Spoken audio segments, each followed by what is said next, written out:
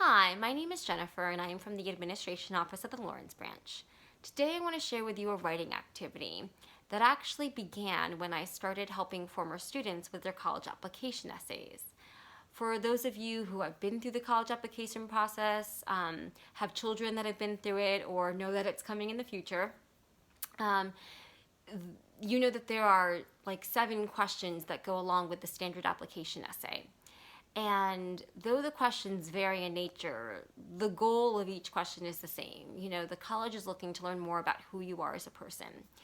So, as I began working with my students on the college application essay, I thought back to when I taught middle school, because some of the social studies teachers in my middle school worked with an organization called This I Believe.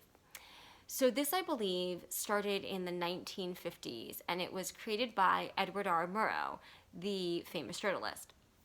And he asked everyone, famous people, not famous people, it didn't matter, what do you believe? He wanted to know the guiding principles by which they chose to live. So he had everyone from Eleanor Roosevelt to Jackie Robinson, Harry Truman, Helen Keller, to the cab driver, the scientist, the secretary, the corporate head. The idea was, what do Americans believe? So he came up with the idea because America was going through trying times such as the Cold War, McCarthyism, racial division, and he wanted to offer the country a source of comfort and inspiration. So fast track 50 years or so, in the 2000s, around 2004, 2005, This I Believe was revived. And the call to action was pretty similar. It was all about, what do you believe? So the call to action was specifically this: write a few hundred words expressing the core principles that guide your life, your personal credo. And they issued that invitation to politicians, nurses, artists, construction workers, athletes, parents, students, the famous and the unknown, everyone. Because again, it's not a matter of what one person thinks, it's a matter of what everyone thinks. What are the various beliefs we hold, so that everyone is aware of them and learns to respect them? That was ultimately the goal of the revival, learning to respect different beliefs.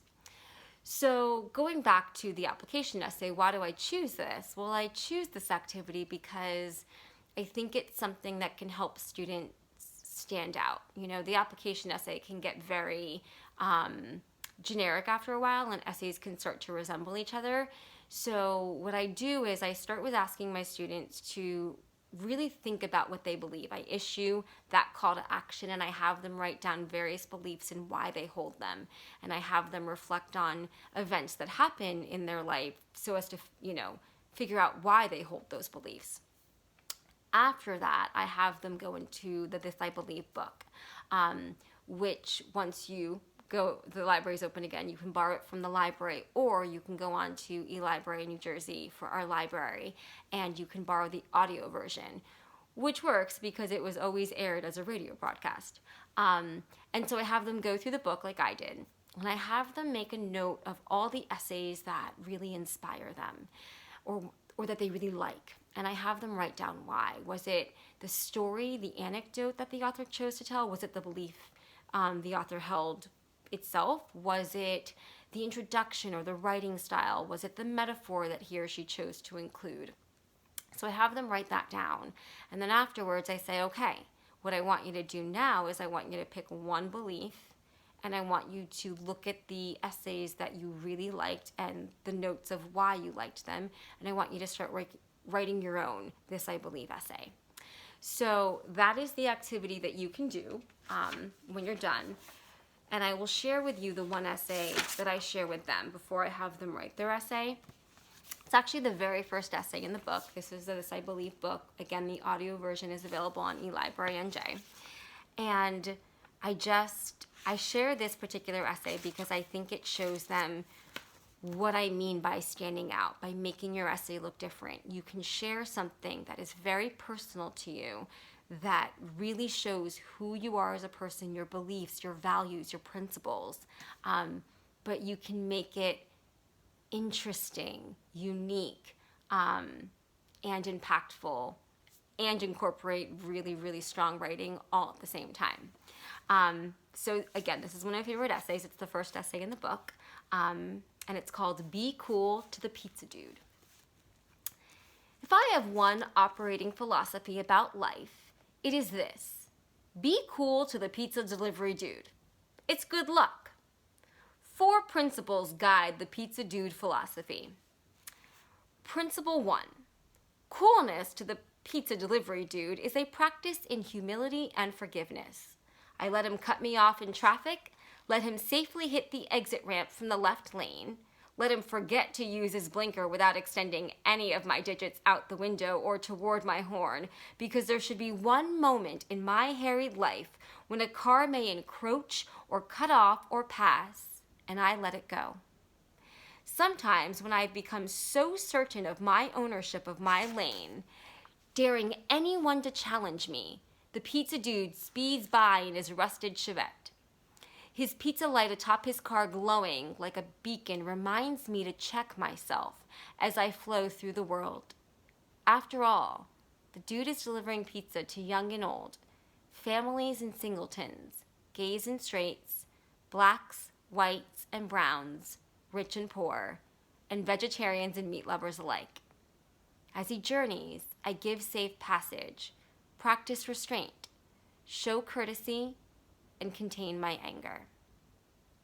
Principle 2. Coolness to the pizza delivery dude is a practice in empathy. Let's face it, we've all taken jobs just to have a job because some money is better than none. I've held an assortment of these jobs and was grateful for the paycheck that meant I didn't have to share my Cheerios with my cats. In the big pizza wheel of life, sometimes you're the hot, bubbly cheese, and sometimes you're the burnt crust. It's good to remember the fickle spinning of that wheel. Principle 3. Coolness to the pizza delivery dude is a practice in honor, and it reminds me to honor honest work. Let me tell you something about these dudes. They never took over a company and, as CEO, artificially inflated the value of the stock and cashed out their own shares, bringing the company to the brink of bankruptcy, resulting in 20,000 people losing their jobs while the CEO builds a home the size of a luxury hotel. Rather, the dudes sleep the sleep of the just. Principle 4. Coolness to the pizza delivery dude is a practice in equality. My measurement as a human being, my worth, is the pride I take in performing my job, any job, and the respect with which I treat others.